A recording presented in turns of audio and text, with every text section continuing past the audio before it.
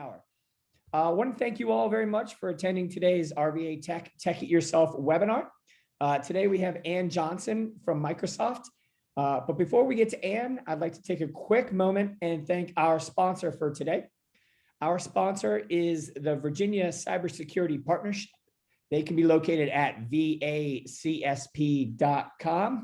And the VCSP's mission is to address cybersecurity risks facing Virginia and our nation by establishing and maintaining a trusted community of cybersecurity professionals. The VCSP was established in 2012 and is a collaboration between private and public sectors to create a trusted place to collectively discuss cyber threats. While not designed to include technical sharing in the same manner as an industry ISAC, the partnership does allow for sharing of best practices and lessons learned. So please check out Virginia Cybersecurity Partnership at vacsp.com. And again, thank you so much to VCSP for their sponsorship of today's webinar. All right, without further ado, I'd like to welcome to the stage Ann Johnson. Ann is the Corporate Vice President of Security, Compliance, and Identity Business Development. She oversees the team responsible for helping organizations become operationally resilient on their digital transformation journey and to unlock the security, compliance, and identity capabilities of Microsoft's intelligent cloud and next generation AI. She is a member of the board of advisors for FS-ISAC, an advisory board member for EWF, and an advisory board member for HYPR Corp. Johnson recently joined the board of advisors for Cybersecurity Ventures. Ann joins us from the Pacific Northwest, and we are thankful to have her today because I don't know that we'd get her if we were not in a pandemic-induced environment. So Ann, thanks for joining, and I will turn the stage over to you. Thank you so much, Nick. You know, I guess the advantage of being in this work from home environment for a year is that I have been able to get out and see different audiences without having to think about travel. So thank you for having me. I'm actually really excited to be here, and I want to thank everyone who's spending their lunch hour with us. We will work on making it worth your time and hopefully have some Q&A as we go. But let's talk a little bit about the agenda. So the agenda for today is I'm going to talk a little bit about the state of cybercrime as we see it, talk a little bit about nation state threats, how we're thinking about security in the workforce, and now that people are going back to the office, how that changes. And then I'm actually going to talk about some actionable learnings that you can have with your organization and what we're thinking about looking forward. As part of my day job at Microsoft, I do a lot of work about our strategic direction and where we're going with cybersecurity and thinking about our strategic partnerships, any of our like merger and acquisition work, but also just those new threats that are coming into the marketplace. I've done a lot of work. I did a webinar yesterday where we were talking about machine learning and adversarial machine learning. And that's what I'm incredibly passionate about. So let's have some fun today and bring your questions. I'm happy to answer them. So the first thing I want to set is framing. From a Microsoft perspective, we see trillions of signals on a daily basis. And it's much more important that we see diversity of signal, actually, that we see a lot of signal. If you think about machine learning engines and how they're tuned, machine learning engines need a lot of diversity of signal. We see that on global scale. So we see signal all around the world, but we also see it from a lot of different devices, a lot of different endpoints, a lot of different network signal, a lot of different telemetry we're collecting on both the enterprise and the consumer space. And those are very different types of threats. This is how we keep our products updated and current, but it's also how we think about what the ransomware actors or the cybercrime actors or the nation state actors are doing next. We can actually look at that signal and try to understand patterns and determine what is going to happen next. So let's talk about cybercrime as we see it today. The one thing that I think is probably obvious to everyone is that cybercrime truly does follow the news headlines. So last year, you know, starting in February through about the April period and even going a little bit into May, COVID was in the headline on a global basis. So we didn't see the actors, the bad actors as we call them, actually writing new malware. We saw them taking advantage of COVID being in the headlines and taking advantage of people's fear. And that's the best phishing attacks, right? You combine fear with urgency, you take advantage of what people are seeing every day, and you send out a phishing lure. And those lures were things like, hey, come and get a COVID test. Hey, get in a trial for a vaccine, but you must do it now. That's the urgency that is created by phishing wars. The advantage for the cyber criminals and the bad actors is that they don't have to invest, right? They don't have to write new versions of malware. They just simply need to do a low investment of writing a new phishing lure and sending out millions of emails and hoping they get enough hits to give them a good return on investment. Throughout this presentation, you're going to hear me talk about raising the cost to the attacker, because that is the principal thing you want to do. You want to reduce the return on investment. The more we can raise the cost to the attacker and we can reduce the return on investment, the less ransomware we're going to have, the less cybercrime we're going to have. They're going to move on to something else that's easier to monetize. And I talked a little bit about phishing, but I want to give you some data because I want to have you understand how many phishing attacks we see, also how many payloads, so malware payloads are uploaded, and the types of industries that are being targeted, and also the brands that are being spoofed. I don't think any of the data here, if you have work in cybersecurity, is going to surprise folks on this call, but it is something that's a stark reminder, and it's also data as you're thinking about going and talking to your organization about your cybersecurity budget or about the controls you need to put in place. It's really good data to have to justify your position. If you think about that, we actually blocked 1.6 billion phishing emails in the past year. And you think about how organizations like healthcare organizations are being targeted. You see this in the news all the time. And then you think about, I get spoofed emails all the time. Sometimes I post them publicly because it's like the actors aren't even trying, right? I get them from all of my personal accounts. And you think about then your average consumer reacting to those emails, folks that aren't in cybersecurity, they look real. They look like something that's coming from your provider. Hey, your package is being delayed. Click here and find out where that urgent package is. And maybe that urgent package is your medication that you're waiting for. That is what the cyber criminals are counting on when they launch phishing attacks. Phishing, and I want to say this really clearly, is still the #1 way that actors launch attacks in enterprise. You hear about sophisticated attacks and 0 days and all of those things. They are less than 5% of what we see. So your ability to actually have defenses against phishing and business email compromise are incredibly important as a prioritization for your organization. We also know that IoT systems, OT systems, ICS type systems are under increasing attack. Last year, Microsoft acquired a company called CyberX. This is an OT security company.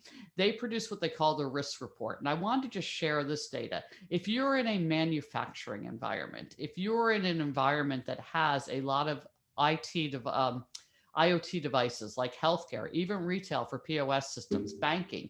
There are IoT devices out there that people don't even think about, but they are not largely managed. We have a lot of what we call brownfield devices, meaning those devices are legacy devices. They can't be managed, they can't be updated, but what you can do is actually have visibility to those devices. You can use things like, we have this thing called the Azure Security IoT Fabric, that it actually will detect anomalous behavior by the device. I've written on this topic quite a bit from a blog standpoint about devices, even previously unseen devices or previously unseen classes of devices are still expected to behave a certain manner dependent on their function. Remember, IoT devices are purpose-built to do a certain thing. So you can actually do anomaly detection even on unmanaged devices by looking for their expected behavior and then sorting those with anomalous behavior and putting them into some type of quarantine environment until you can determine whether they are safe or not. So with this type of increase in attacks against IoT devices, I think it's incredibly important that you think about where those devices are in your environment, that you create an air gap system for them if at all possible, so that a bad actor can't come in from your IoT environment into your corporate environment. And the other thing is make sure that you have some type of fabric that's actually looking for anomalous behavior of those devices so that you can determine what's good or bad before it actually gets onto your corporate network.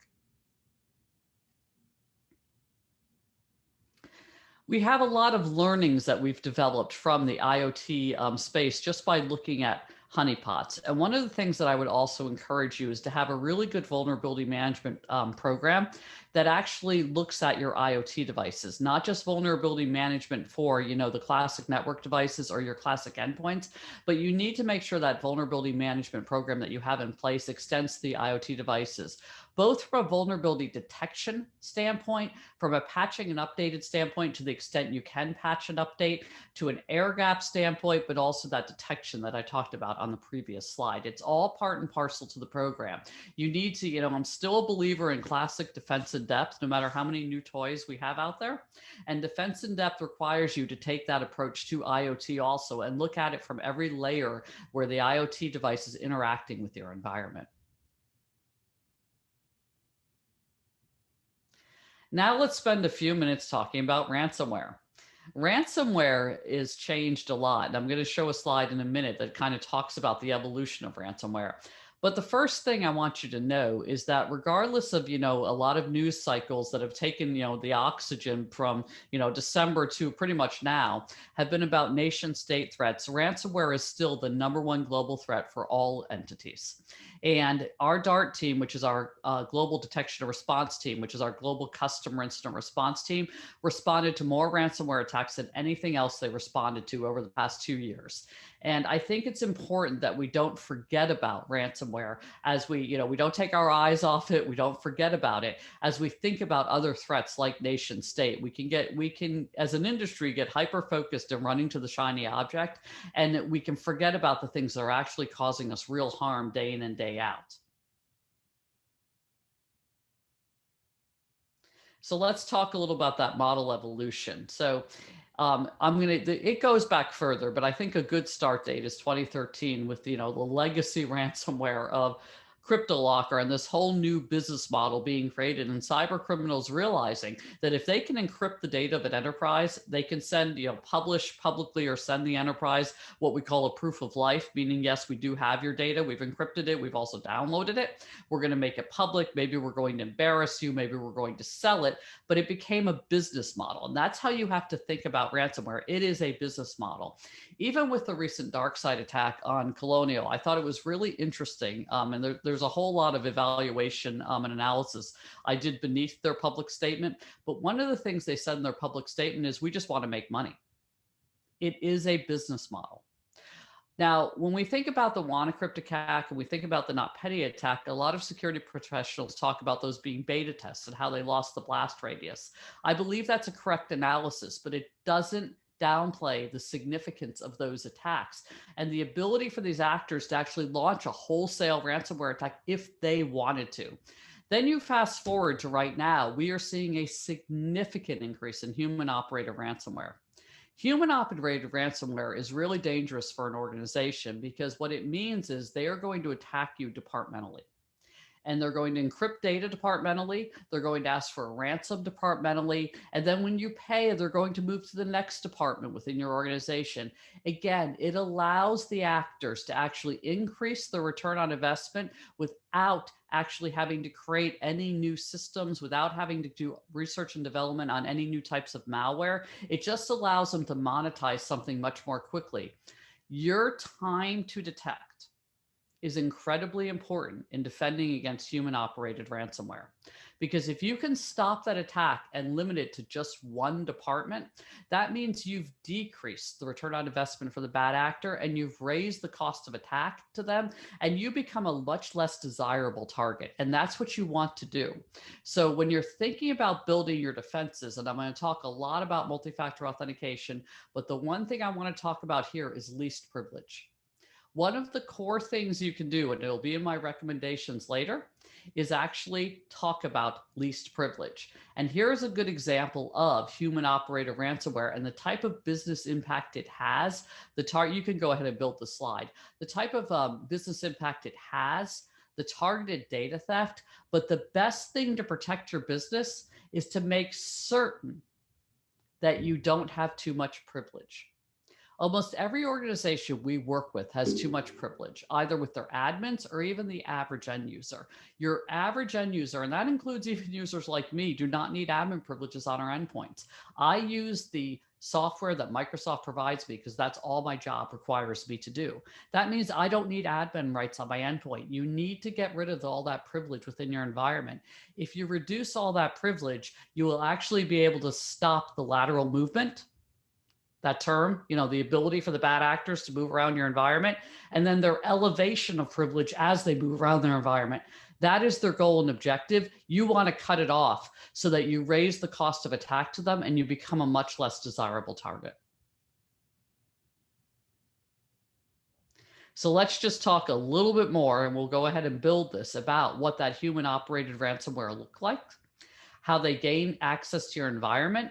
They steal credentials. By the way, 99% of attacks that we analyzed over a 1 year period had some type of credential element to them, some type of password theft, whether it was phishing, password spray, brute force, or once they got into your environment, they were able to harvest credentials.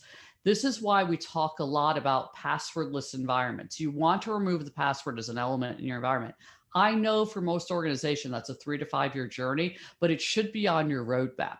You want to get credentials out of your environment because that's just something else that the actors use to move around your environment and elevate their privileges as they move. The last thing I'll say on this slide is that one thing you absolutely want to do is for your admins, make sure they are working on secure admin workstations. We're pretty onerous about that at Microsoft internally. Our secure admin workstations are physical hardware workstations. They must check them out with a smart card. They know that we are monitoring the entirety of the session. We are logging and we are auditing. Your admins should be working in this very secure environment because they are the folks that think not just your, by the way, not just your security admins and your IT admins, but if you were in an Office 365 environment, your HR admins have a lot of privilege also. You need to understand the privilege that your admins have. You need to lock down their access using available tools, and you need to make certain that they are not doing admin work on the same workstation they are doing their day-to-day email or internet or whatever other work they are doing. It's one of the best ways to protect your environment from lateral movement. All right, let's spend a few minutes talking about nation states. First, I want to show you how Microsoft thinks about nation states. This is a sample. We think about nation states, and I always have to remember the periodic table. There isn't a lot of consistency in the industry, unfortunately, for how we name nation state actors, other than we call them APTs. So APT number X is going to refer to a certain nation state actor. However, we name them based on this taxonomy. We also can tell you that we track these actors because they tend to be the most active actors, by the way. And we tend to think about these actors not just in what we think about the malware they use or the technology they use or their TTPs that they use. We also do a lot of work on motivation. What is the motivation of the actor? Is it cyber espionage? Is it business disruption? Is it intellectual theft? What are they trying to do? We don't find nation state actors are trying to monetize their attacks as much. However, there has been linkage between nation state actors and cybercrime gangs that are launching ransomware attacks. And I'll give you a really good example of that. We have found in a couple of different events that the cyber criminals who were in there doing a ransomware attack were actually monetizing the event twice. They were actually setting up access for the nation state actor and being paid for that while they were ransoming the environment. So there is overlap between these nation state actors and the cyber criminals. We also know that the nation state actors will engage or subcontract to the cyber criminals to do work for them because it keeps them one step removed and they can actually deny, right, and say, no, it wasn't us. So whenever I see cyber criminal activity, regardless of what their public statements are, I always think about what the linkage is between them and a nation state that either is actively sponsoring them or blindly turning an eye for them or even subcontracting them. So targeted nation state attacks we know have been increasing. We also know that targeted nation state attacks are something that Microsoft takes very seriously. And bear with me, I'm just going to get a little drink of water. So targeted nation state attacks are something we notify our customers, by the way. If you are a Microsoft Cloud customer on any of our clouds, you will receive what we call nation state notifications. We do thousands of them a year, by the way. We put a notification in your tenant if we see suspected nation state activity based on TTPs or based on IP addresses or however we track it, we will give you a notification. This slide is representative of a year's worth of those notifications that we did with customers, who the actor was, what we thought the activity was, and what industries we were actually targeting. I think one of the most interesting things about this is 32% of the notifications that we did were non-governmental organizations. They weren't even regulated industries. Nation state actors will often try to target, what they think of, low value or soft targets, much like you would in war, right? Think about the Sun Tzu of, cyber war. They will target soft targets and use those to get into the targets that they actually want. So regardless of what industry you are in, you may not be the end target, but you are possibly the beginning target. And we're seeing an increase in supply chain type attacks by nation state actors. They're actually changing their tactic a bit. And as an industry, we're rallying around that and thinking about our defenses, and really a lot of public-private sharing is going to have to come into play for us to defend against those type of attacks. So just a little bit deeper understanding, we've seen credential harvesting, we've seen, reconnaissance. Reconnaissance, by the way, if you think about the recent supply chain attacks, and I actually am not a person that calls it the SolarWinds attack, because SolarWinds was actually holistically not actually the biggest percentage of that attack. They just had the most press. But if you think about that, there was years of reconnaissance that actually went into that attack. And let me talk a little bit about that reconnaissance, because I think it's important to understand no matter whose security technology you have in place. The reconnaissance of the nation states, they understood how the tools worked. They had used the tools, they had reversed engineered them to the extent they could. But more importantly, they understood how your SOCs worked. So how you would respond to actually tools. And I'm going to give you one example that we saw across a lot of customers. They understood the tools well enough that no matter who's, think top 5 endpoint solutions you were using, they were actually able to fire off either lo-fi or informational alerts to your SOC based on the nation state activity within the environment. Your SOC tends to not pay a lot of attention to lo-fi or informational alerts, and the nation state actors knew that, and they capitalized on it to move around your environment. They also used unique IP addresses for every environment they attacked and every asset within the environment they attacked, because they knew you wouldn't correlate those. So if you're thinking about tuning your SOC and you're thinking about tuning that machine learning engine in your SOC for alerts, one thing that you need to look for is understanding that a whole grouping of lo-fi or informational alerts that come in during a period of time probably mean there's some type of activity in your environment. I'm using this just as an example so that you understand that these nation state actors do a lot of reconnaissance. They will spend, some of them are incredibly patient. They'll spend 3 to 5 years doing reconnaissance before they launch an attack like this supply chain attack that we saw in December and January. There was a tremendous amount of reconnaissance that went into that. We know the actor quite well, and we see them every few years. In the meantime, they're building infrastructure, they're building systems, they're making investment. That is the type of sophistication that is less than 5% of the attacks that we see globally. However, when we see them, they tend to be very big in impact. And the best way for you to defend against those is when you're doing your red and blue and purple team exercises within your environment, is to make sure that you're attacking against your common tooling set, make sure that your SOC is being exploited also, and make sure that you understand that your responses have to change. You can't run the same playbook every time, because the bad actors understand your playbook. All right, let's talk about remote work. So last year, 88% of enterprises sent everyone home. That was huge, by the way. And in sending everyone home, they understood that they needed to make people productive, and they did a whole lot of security exceptions for the first 90 to 120 days. So, the good news is people were able to keep their businesses online. The bad news is they didn't quite know how to operate securely in that environment. If you think about the threat of, you don't issue devices, a lot of organizations don't. I tell Microsoft regularly that we're spoiled because we issue devices. We allowed people even to take their, I took my Surface Studio, which is a full-on device, not even a laptop, home, and put it in my home office because I wanted the bigger monitor to work with.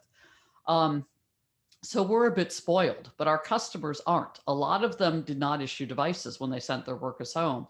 So you had a worker who was working on their home network, which may or may not have been secure, on the same device that their child was potentially using for schooling. Maybe their spouse was doing their work on it too. And suddenly you have this really insecure environment for your corporation. So how do you secure that? We've talked a lot, and this is where zero trust really came into play. It was probably about, I'm going to say it was circa 2012 when we first started talking assume breach, right? So that is one principle of zero trust. Assume you have been breached and someone has been in your environment. I talked about operating on least privilege. That's another principle for zero trust. Interrogate every transaction within the session. No matter where that transaction comes from, if it's a device, data, application, network, human, you need to be interrogating the transactions. But the other thing I talk about a lot is multi-factor authentication. Now, I spent about 14 years at a company called RSA Security. So I understand the friction of, say, a hardware token device, right? But we have gotten really good at reducing the friction with multi-factor authentication by leveraging sophisticated biometrics. That is the most frictionless experience you could have at this point in time. By leveraging that, you have the ability to roll out multi-factor authentication to 100% of your users for 100% of the time. And that's what you need to do. Your ambition needs to be that anyone who accesses your environment needs to be using multi-factor authentication. We know that blocks over 90% of attacks. Remember, I told you most attacks aren't terribly sophisticated. Just putting that layer of defense in means the actors have to work harder, means you're not the soft, chewy center for them, and they're going to go elsewhere. That's that raising the cost to the attacker. And it's incredibly important when you have people working remotely that you're using multi-factor authentication for all of those people.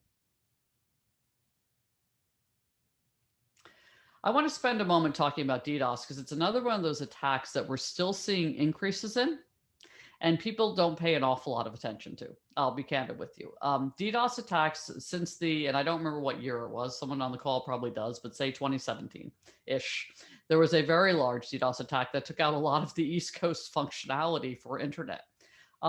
We haven't seen that type of large attack recently.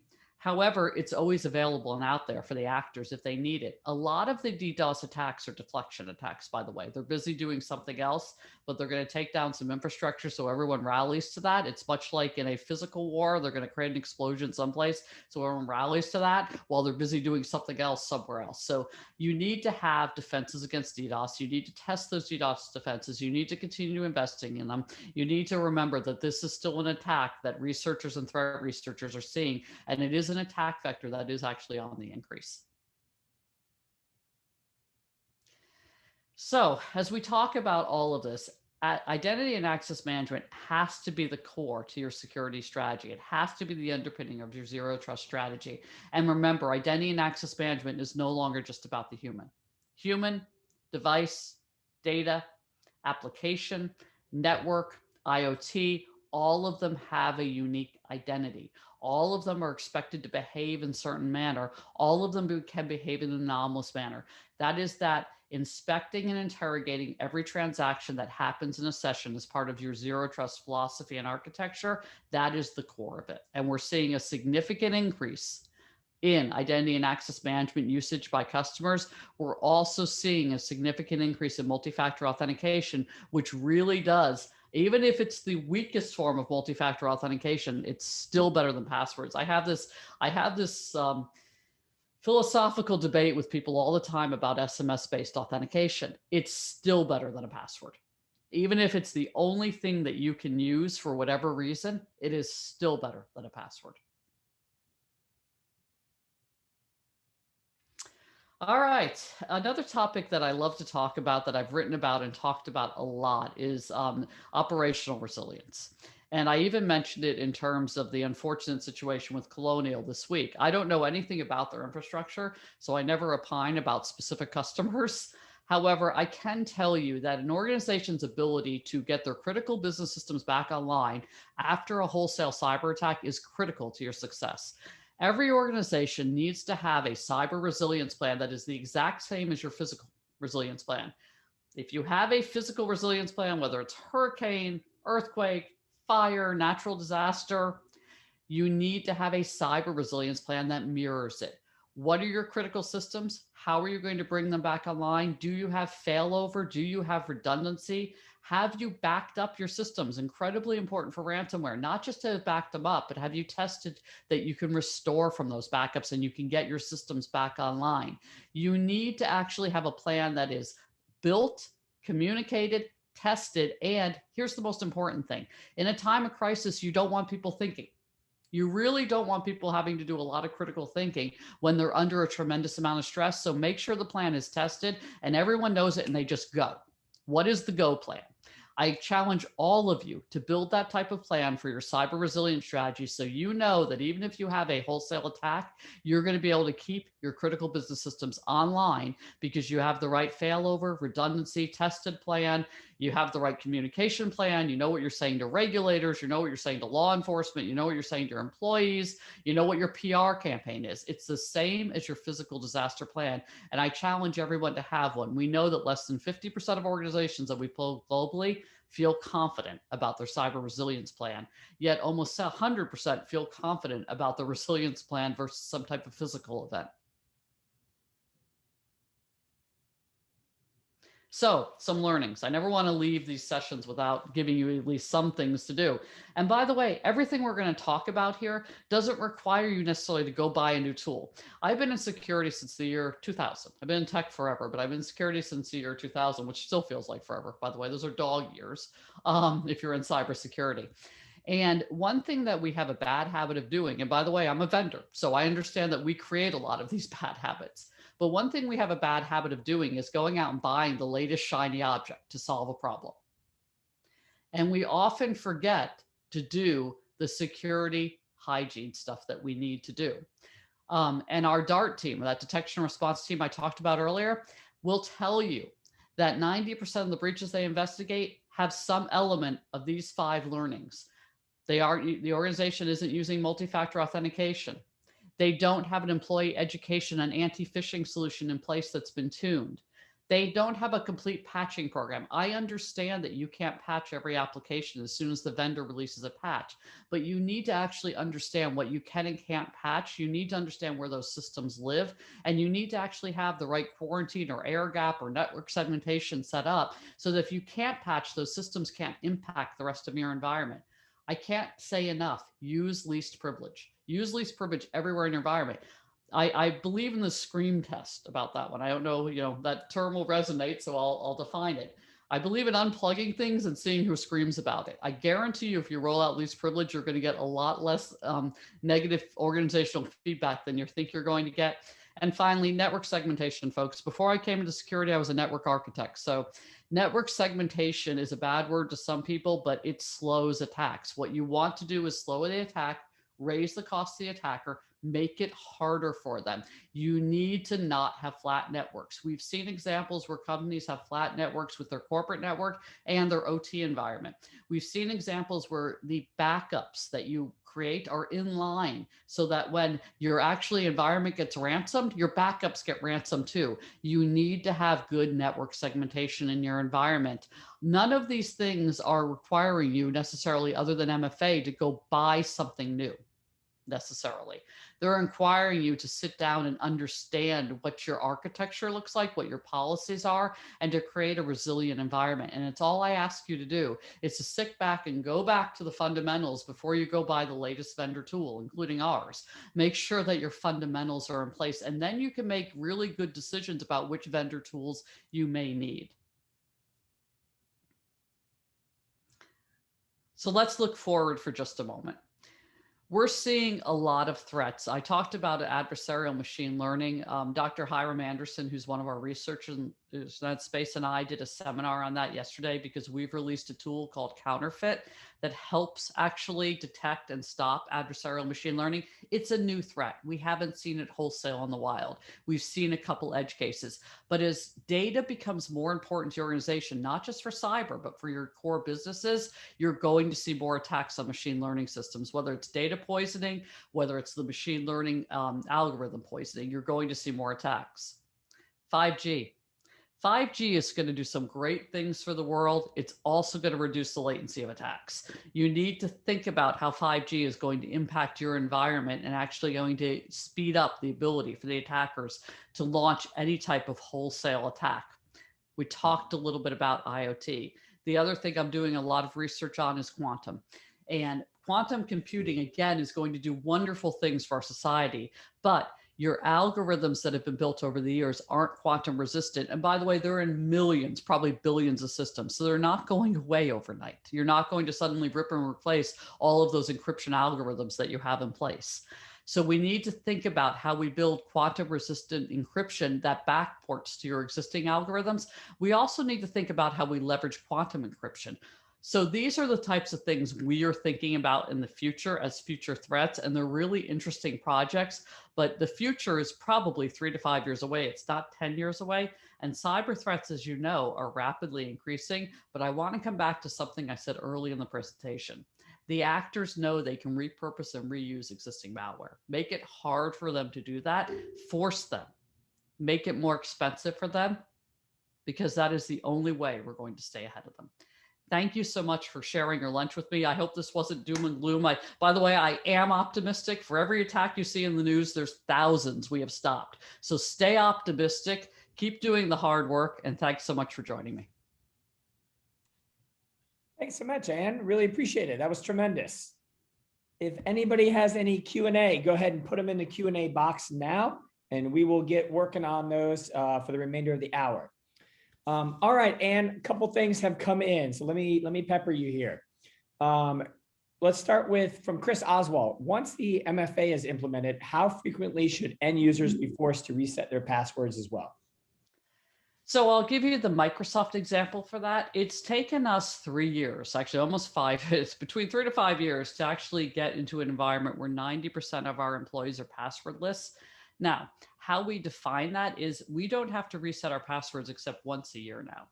But that required not just a combination of MFA, it also required us to get our applications in a state where they don't require password resets, or they're done on the back end by some type of machine learning, right? So I would suggest to you that if you've rolled out MFA, you can decrease probably to every 6 months. As you roll out a more passwordless environment, you can decrease to probably a year, and then hopefully just the user never sees the password. Great, thanks, Ann. Kind of switching gears a little bit to the career side of the equation here. And this question is from Jason Vest. Jason helps out over at a local institution called Code RVA. It's a high school that really focuses on a technical curriculum.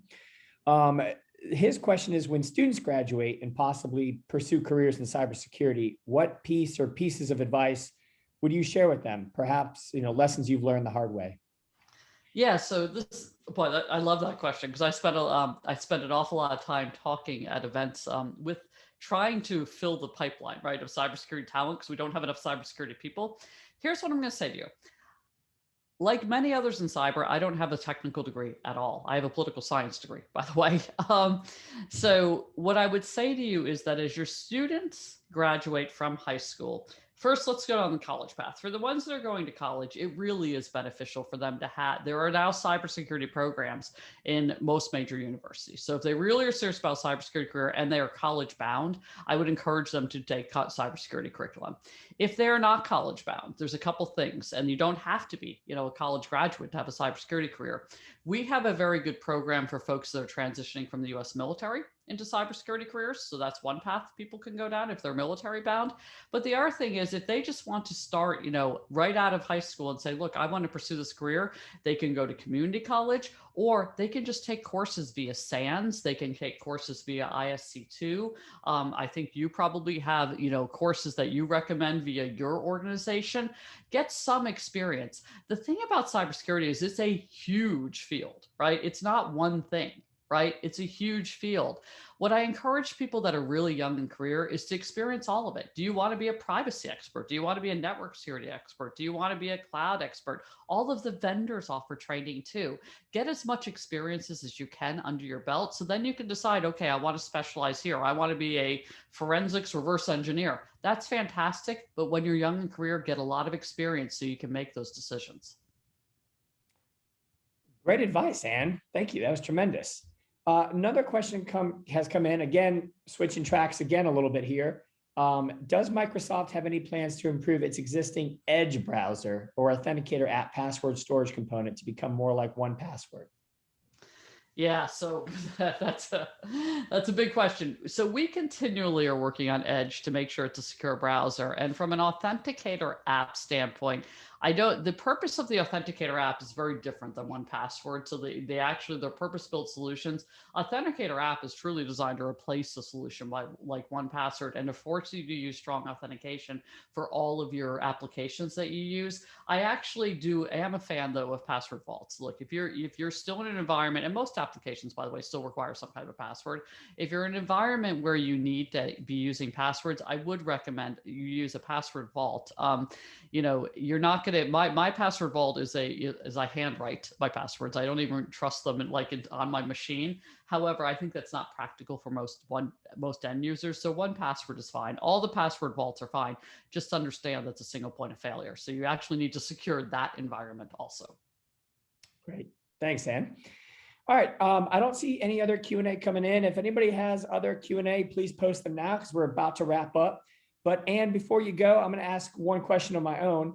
Do you have is there any book or podcast or other type of media that you can recommend that maybe has recently crossed your desk or you've recently consumed that maybe our audience could benefit from? So I'll do my own little plug and then I'll give you a couple others. I have my own podcast.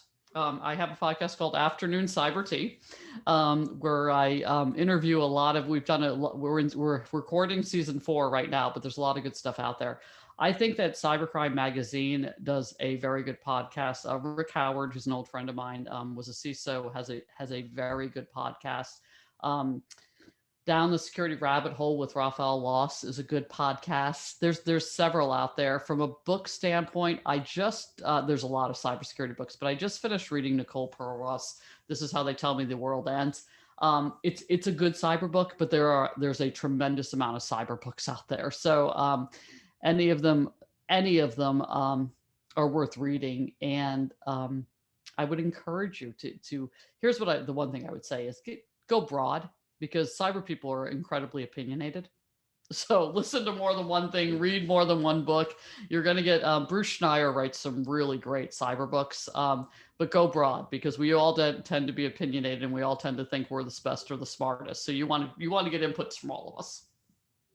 Fantastic. And Ann, thanks for mentioning your podcast. I linked it in the chat below for anybody who's interested in maybe consuming a little more of that type of content. And I also put up the Amazon link for This Is How They Tell Me the World Ends. So great recommendation. Thanks so much, Ann. And again, thank you one last time, Ann, for coming all the way out here from the Pacific Northwest. Appreciate your time and your lunch hour. And appreciate all of you joining us again for your lunch hour here and taking your time with rvatech. And one last thank you to the Virginia Cybersecurity Partnership. They can be found at vacsp.com, and they are a frequent supporter of rvatech programming and content. So thank you so much to them. So thank you to all of you, to Ann, to VACSP, and we'll see you next time on rvatech's Tech It Yourself webinar series. Bye, everyone.